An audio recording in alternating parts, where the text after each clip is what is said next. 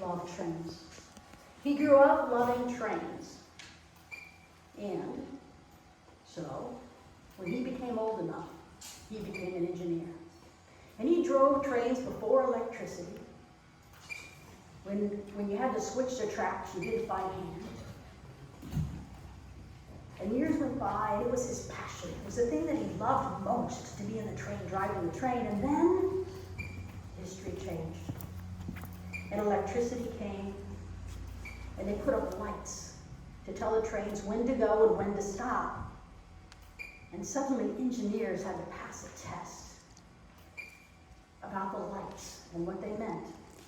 Kind of like our driver's test now, before they were allowed to be an engineer. Problem was, my great-grandfather, he was colorblind. Oh. He couldn't tell the difference between red or green.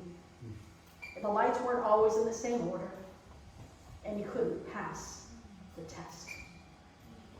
And so, later on, he took up carving as one of his ways to acknowledge the way that he loved trains. And this is one of the carvings that he did. Wow. And so I treasure it. This piece of my heritage speaks to two things that are true. One is that sometimes there are great, wonderful things in our heritage that we love and we appreciate. And sometimes there are hard things too, like when he couldn't drive the train anymore. But I appreciate his resilience, you know that word?